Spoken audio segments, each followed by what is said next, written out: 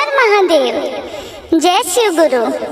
देखी आप सबके बीच हमें एगो फिर से कथा लेके आ गई बनी और पूरा विश्वास बा कि आप सबके कथा बहुत ही अच्छा लगे, लेकिन हाँ कथा के अंत तक जरूर सुनम। देखी एगो औरत रहतरी उस शिव गुरु के भक्त रहतरी, उनका 3 गो बेटा रहता लो। देखी उस शुरू से काम धंधा घर के चूल्ही चौका करतरी और 3 बेटा के परिवरिश करतरी, बनावतरी, खियावतरी, अपना काम में काज में व्यस्त बड़ी और बहुत बड़ा भक्त शिव गुरु के बड़ी। देखी घर के सारा काम करतरी और सारा काम करके अपन पूरा काम इकट्ठा करके और रोज गांव में जे शिव मंदिर में शिव चर्चा होता तो रोज टाइम निकाल के इस शिव चर्चा सुने जाता रही। लेकिन ई रोज सुने जाता रही, देखिए तो ई लेट से बहुत ज्यादा पहुंचता रही। बाकी शिष्या भाई लोग आ जाता, गुरु भाई लोग आ जाता, हर दिन कथा में ही 10 मिनट 15 मिनट ऐसे करके लेट जाता रही। तो देखिए क्या होता, अभी शुरू से अपना घर के काम काज करत अब बाल बच्चा के पालत बड़ा कैले बड़ी और ओहू में टाइम निकाल के कथा सुनल, ये बहुत बड़ी बात बा। एक दिन के कहा देखी ये कथा सुने जब जाता रही शिव चर्चा में तो उदास बैठल बड़ी चर्चा सुनत रही, लेकिन मन थोड़ा उदास बा। अब गुरु बहिनी लोग शिष्या लोग पूछता कि ए गुरु बहिना का दिक्कत बाटे कि रउआ आज बहुत ज्यादा उदास लागतनी और हमेशा रउआ उदास लागे नहीं, और जब जब शिव चर्चा कथा होला जब होखेला रउरा आवे नहीं तो हमेशा लेट आवे नहीं और मन उदास आज कैले बनी, अच्छा नहीं खेलागत। हाँ कोनो बात बा तो हमनी से बताई। अब देखी ये कहले बाड़ी कि का कहीं शुरू से घर के काम में चूल्ही चौका करत टाइम निकाल के शिव चर्चा कथा सुने आवे नहीं, बहुत सारा काम रहेला घर में। बाकी अब धीरे धीरे बहुत ज्यादा टाइम भी निकल गई और हर कथा में हम लेट पहुँचे नहीं, ये बात के हमरा बहुत बड़ा दुख बा। अब देखी गुरु बहिना लोग कहता कि रउआ देखी 3 गो बेटा बाड़े लो, तो काहे तीनों जना देखी सयान हो गइल बालो, तो काहे ना बड़का बेटा के अपना रउआ बियाह कर देतनी। अगर बियाह रउआ कर देहन तो घर में पतो हुआ जाइए, पतो हुई हैं तो चूल्ही चौका घर संभाले लगी हैं, तो फिर रउआ टाइम से कथा में आई तो कहतरी हाँ इहो बात ठीक बा कि आज के चर्चा से हम जाए तो घरे जाके बात करें। अब देखी चर्चा सुन के घरे गइल बड़ी, घरे अपना पति से बात कैले बड़ी कि धीरे धीरे बउआ लोग तो बड़ा हो गई, कहे ना अपना बड़ा बेटा के बियाह कर देवल जाओ कि पतो अइहे तो हाथ बढ़ावे लगी हैं, हमू चर्चा में रोज लेट जानी। तो पति कहता रहे कि हाँ ठीक बा। अब देखे सुन के लड़की अपन एगो लड़की से शादी कर देता लो बउआ के। अब देखिए वो लड़की से जब शादी भइल बा तो इनके बेटा के दहेज 2 लाख रुपया मिलल बाटे। अब 2 लाख रुपया दहेज मिलल बा, अब बड़का बेटा के बढ़िया से शादी होके आ गई। अब देखिए जब लड़की आवतरी कन्या जब घर में आवतरी तो अब नया जे आइल बड़ी, अब देखी सूत के उठतरी 10 बजे 11 बजे 9 बजे, उनका जैसे बुझाता जैसे समझ आवता वैसे उठतरी। ससुराल में वो आइल बड़ी, लेकिन ससुराल के मतलब वो नहीं समझ पावत। अब देखिए क्या होता कि 2-4-5 दिन बीतल, अभी मन में सोचतरी कि पतो है तो आ गइल बड़ी, टाइम से नहीं जागत नहीं उठत, काम धंधा नहीं करत। फिर मन में सोचतरी कि नया लड़की बिया, अपन घर द्वार छोड़ के आइल बिया, माई बाप के छोड़ के आइल बिया, अभी समझे में टाइम लगी, मन ना लागत होई, उदास रहत होई कि धीरे धीरे 10-15 दिन बीती तो अपने करा समझ आ जाए कि हमरा काम करे के चाहिए। खैर छोड़ा, उनके दिमाग में जब आ जाए काम करे के तो लड़की काम खुद ही करे। अब देखिए धीरे धीरे टाइम बीत जाता 20 दिन। अब इनका मन में ये सोचा तरी कि 20 दिन आज बीत गई, का बात बा लड़की तो टाइम से उठत नहीं की। अब एक दिन कहा तरी कन्या के अपने पतोह के कि देखा अब 15-20 दिन बीत गई, अब टाइम से जागा, घर के काम काज कर, टाइम से खाना पाना पूजा पाठ कर। कि लड़की इतना बात जब सुन ले बिया तो लड़की सास के कहतिया कि देखी हम रउआ घरे बियाह करके जब आइल बानी, हमार बाबूजी 2 लाख रुपया दहेज देले बाड़े और 2 लाख रुपया दहेज देले बाड़े तो हम 2 साल काम ना करब, हम काम 2 साल के बाद करब। इनका मन और दुखी। अब का होता, अब जैसे तैसे अब बेचारी अपन काम धंधा करत तरी, अब केकरा से कहस। अब काम धंधा करके अब रोज के इनकर काम बाकी शिव चर्चा में गई, अब जा तरी शिव चर्चा में फिर से लेट। अब गुरु बहिना लोग शिष्या लोग पूछता कि गुरु बहिना अब का दिक्कत बा, तक घर में पतोह करे वाली आ गई तब रउआ लेट आवतनी। अभी जवाब देली कि हाँ पतोह तो आ गई बड़ी, लेकिन दुख उहे बाटे। अब गुरु बहिना लोग पूछता कि का दुख बाटे। कहतरी कि बड़का बेटा के बियाह कर देनी, धूमधाम से बियाह करनी, लड़की भी आ गईली, लड़की काम काज ना करेली। कहेली कि हमारा बाबूजी 2 लाख रुपया दहेज देले बड़े तो 2 लाख रुपया बा हमरा बाबूजी के दहेज देवल, 2 साल तक हम कोई काम काज ना करब। अब गुरु बहिना लोग सोचता कि लड़की बड़ा खराब मिल गई। अब देखी ओकरो से ज्यादा मतलब दुख बुझाए लगल। अब गुरु बहिना लोग कहता कि ये गुरु बहिना राव 3 गो बेटा बालो, तो ऐसा रुआ काहे नहीं करत कि दूसरा लड़का के शादी रुआ कर दी, और सब लड़की एक जैसन थोड़ी ना आवेला लोग। इहो सोचता रही कि हाँ लड़की भी तो अलग अलग हो खेला लो, तो काहे ना दूसरा लड़का के बियाह कर देवल जाओ कि थोड़ा टेंशन हल्का हो जाओ, बोझ थोड़ा कम हो जाओ। अब देखी गई बड़ी फिर से बात कैले बड़ी कि अपना मझिला लड़का के बियाह कर देवल जाओ। एगो पतो हवाइल बड़ी तो काम धंधा ना करो तरी, दूसरा आई है तो इनके जैसे तो ना हुई है। पति कहता रहे कि ठीक बा, बियाह तो सबके करे के बा। तो अब का होता कि देख सुन के मझिलो लड़का के बियाह तय होता। अब तय हो जाता बियाह। अब बियाह अब देखी धूमधाम से उनको बियाह होता। अब उनके बाबूजी जे मझिला लड़का बड़े, उनके ससुर जी इनका 4 लाख रुपया दहेज देता रहे। अब देखी बियाह हो गई, लड़की भी आ गई। अब लड़की आइल बड़ी तो देखी अभी सास के जब बात करही के बा, अभी ओकरा से पहले जे इनकर बड़का पतोह बड़ी बड़ी वाली, अभी बड़की पतोह जाके मझली से कहत रही कि देखा हम काम काज घर के ना करेनी, लेकिन तू आइल बड़ो, तहरा करे के होई तो तू करी हा, हम ना करेनी। काहे कि हमार बाबूजी 2 लाख रुपया दे के घर में हमार बियाह कैले बने। मझिला लड़का के जे बीवी बड़ी अबू का सोचतारी कि इनकर बाबूजी 2 लाख रुपया देले बने, ये 2 साल ना करी हैं, तो हमार बाबूजी 4 लाख देले बने, तो हम 4 साल तक कोनो काम ना करब। अब देखी का होखता, उहो 1 दिन 2 दिन 4 दिन बीतता। अब उहो इहे काम करत रही। सास पूछली कि काम कर जा, घर के भार ज्यादा हो गइल बा, हम अकेले कितना काम करें। अब देखी मझली पतोह कहत रही कि देखिए हमार बाबूजी बियाह कैले बने तो 4 लाख रुपया देले बड़े, हम 4 साल तक कोनो काम काज ना करब, 4 साल बीती ओकरा बाद हम सोचब। अब सास के इतना बात सुन के 2 गुना दुख ज्यादा हो गई। अब सास सोचत रही कि बड़ा गलत हो गई, ये 2 लाख लेके अइलक पहली वाली तो 2 साल काम ना करी, दूसरी वाली 4 लाख लेके आई तो 4 साल काम ना करी, तो के बनाई के खियाई ये लोग के। लेकिन अब घर के इज्जत अब का कहब। अब सास अपने से चूल्ही चौका बर्तन अपन कर तरी, बनाओ तरी, खुदे खाता रही, उह लोग रख तरी, और रोज के इहे काम बा, फिर काम करी फिर शिव चर्चा में जाई।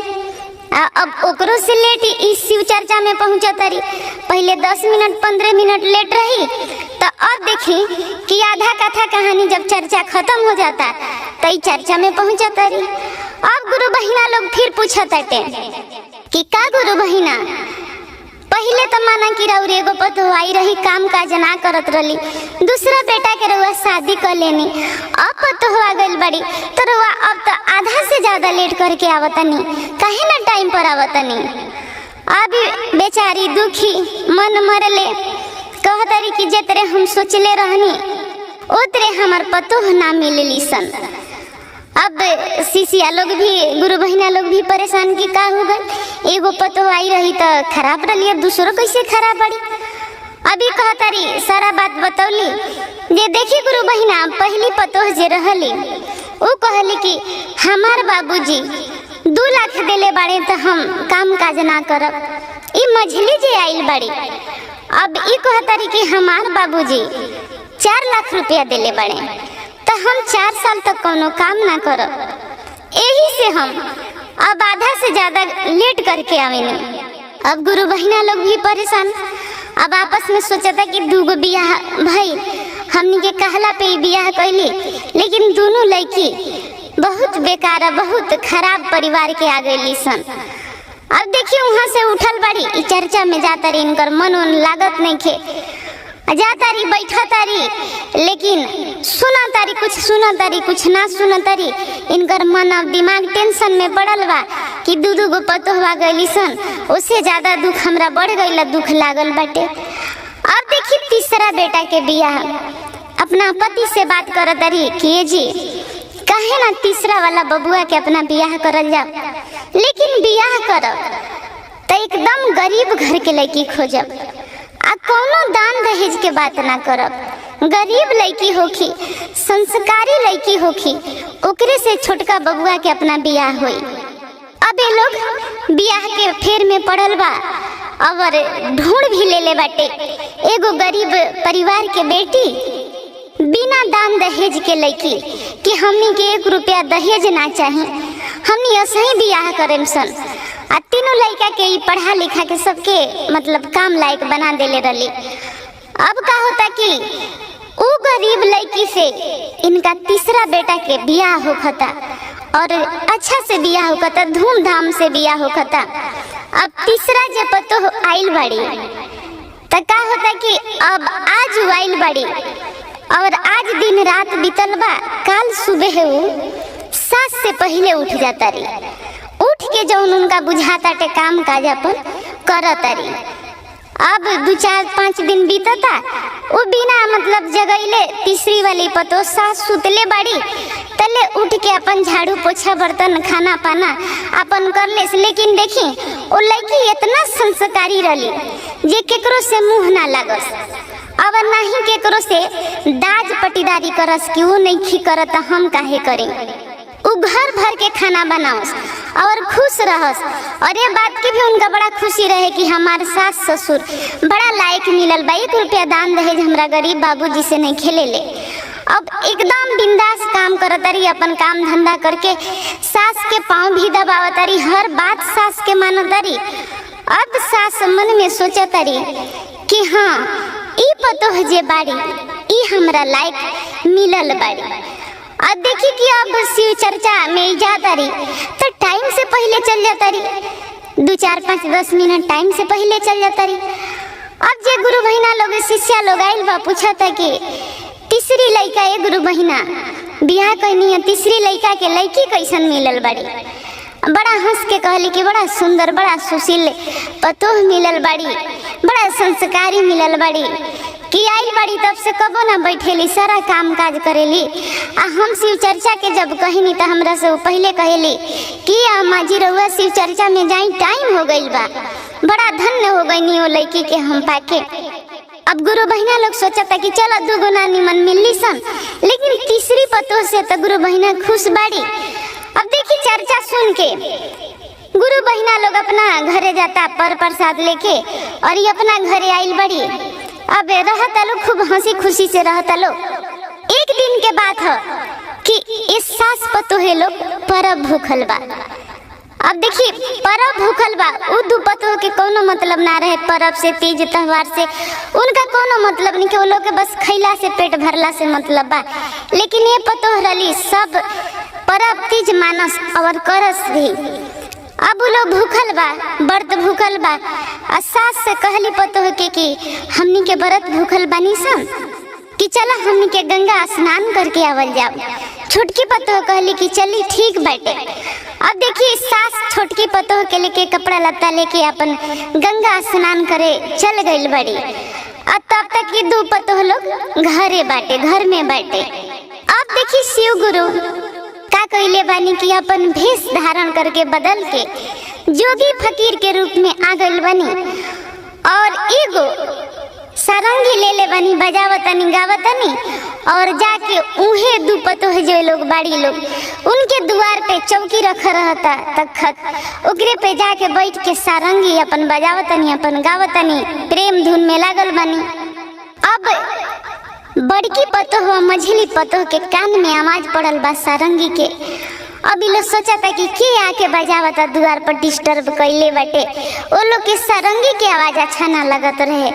अब दोनों जानी निकल के दुआरी गेट पर आइल बाटे आ कहता कि ए बाबा जाके केनहू दूसरा जगह बजा ली, इ बाजा के आवाज हमनी के अच्छा नहीं खे लागत, एकरा के बंद कर दी, हमनी के ए पसंद नहीं खे पड़त। अब देखिए शिव गुरु के महिमा उ लोग जनबो ना कइले कि के ह, उ लोग इहे जानता कि साधु संत बाड़े। अब शिव गुरु देखी बानी बाबा के जोगी फकीर के भेष में। शिव गुरु कहनी कि ए बच्चा हम सारंगी बंद कर दे हम, लेकिन हमरा बड़ा जोर से भूख लागल बा, कुछ बना के हमरा के खिला दे जा, हमर पेट भर जाओ। अब मझली पतोह ताकतरी बड़की जरे, अब बड़की पतोह ताकतरी मझली के तरफ। अभी लोग सोचता और में से बड़की पतोह कहतरी कि हाँ आ गइल बड़े पता ना कहाँ से कहाँ, हमनी के दांत तक ले घर के अपना लोग के आ पति सास के बना के खियाइबे ना कोई सा, तब तक इनका के कहाँ से बना के खियाई सा। अभी लोग मना कर देलक, कहता कि ये बाबा कि अभी तक खाना के व्यवस्था ना हो पाई कि जाए कोनो दुआरे रहुआ बजा ले मा, कोनो दुआरे रहुआ मांग के खा ले। अब का होता कि शिव गुरु के कमंडल में जोगी बाबा के कमंडल में जल रहे। अब बाबा क्या करतनी कि जल में से निकाल के दोनों जने के देहिया पे छिड़काव कर देतनी, छीट देतनी। अब जैसे छीटतनी टोला मुहल्ला सारा जुटल बटे देखता सुनता, तो दोनों जने का होता कि भैंस के रूप में आ जाता लो। अब देखिए भैंस के रूप में आ जाता लो आ जोगी बाबा वहां से उठ के अपना रास्ते लागनी, पूर्व के दिशा निकल गई। छोटकी पतोह सास लोग जब नहा के दोनों आदमी आवता तो उ लोग के रहन इतना अच्छा रहे कि ओके केरो से नफरत ना करे लो। तो आवता लो तो दुआरे देखता लो कि दूगो भैंस बड़ी सन। अब सास कहतरी कि अपना दुआर पे दूगो भैंस बड़ी सन, अब पता ना के कर आ गइल बड़ी सन। और छोटकी पतोह कहतरी कि कोनो बात ना माजी, जेकर होई हुआ के खुदे ले जाई, जाए दी रहे दी। कहतरी सास हाँ जेकर होई हुआ के अपन खोजत हेरत ले जाई। अब सास पतोह घर में घुसल बालो। अब सास घर में घुसल बड़ी तो देखो तरी कि एमे तो हमार पतोह नहीं खीसन, ना बड़की पतोह लौकतिया आ ना ही हमार मझली पतोह लौकतिया, आखिरी गईली से कहाँ। अब सास परेशान होके बाहर निकलल बड़ी। अब अरे टोला मुहल्ला से पूछा तरी कि ये कोई हमरा पतोह के देखलक, ना हमार पतोह बड़की लौकतिया आ ना हमार पतोह मझली लौकतिया, दोनों घर से गायब बड़ी सन। अब टोला मुहल्ला तो देखले सुनले रहे। अब एक दो आदमी निकलता तो कहता कि जा राउर बड़की पतोह मझली पतोह ना देखनी है तो ना नहीं सब मिलत। दो चार जना लेके साथ में गइल बा उनके खुद दुआरी पे। अब भैंस के देखता आ सास से कहता कि हई बाड़ी बड़की पतोह आ हई बाड़ी मझली पतोह। अब सास देख के अचकित कि कैसे हो गई। अब देखी का होता सारा बात अड़ोसा पड़ोसा देखले रहे सुनले रहे, सारा बात सास के बतैला कि एगो जोगी फकीर बाबा आई रहनी है, खाना मंगनी है कि थोड़ा खाना खिला दे जा, पेट भर जाओ। ये लोग कहलक है कि ना बाबा हमनी तो घर के लोग के बना के खिएबे ना कोई नहीं सजे जाई, कोनो दूसरा जगह मांग के खा ले। अब जोगी बाबा के बाजा ये लोग पसंद ना कैलक है तो जोगी बाबा गुस्सा के लोग के देह पे जल के छिड़काव करके आ पूर्व के दिशा निकल गई हम। अब देखिए सास खोजत खोजत पूर्व के दिशा जोगी बाबा के पीछे पड़त पड़त जब गांव से बाहर निकला ताड़ी त एगो पेड़ के नीचे जोगी बाबा विश्राम करत रहनी। अब जाके पैर पड़ गईली, कहली कि हे बाबा कौन गलती हो गईल बाटे हमरा से कि हमार दूगो पतोह देखी रहल हलो, लेकिन दोनों पतोह भैंसी के रूप में आ गईल बालो कि वो लोग के फिर से हमरा पतोह के रूप में रौरा कर दी। अब बाबा जोगी बाबा जी रहनी उ शिव गुरु के रूप में आ गईल बानी आ कहतनी कि देख हम शिव गुरु बानी, तहरा भक्ति में बहुत ज्यादा शक्ति बा, तहर छोट पतोह भी बड़ा नेक विचार के बाड़ी, लेकिन ये दूगो जे पतोह बालो ओ लोग के हम परीक्षा लेवे गई रहनी हाँ, लेकिन दोनों पतोह बड़ा दुष्ट बड़ा लो।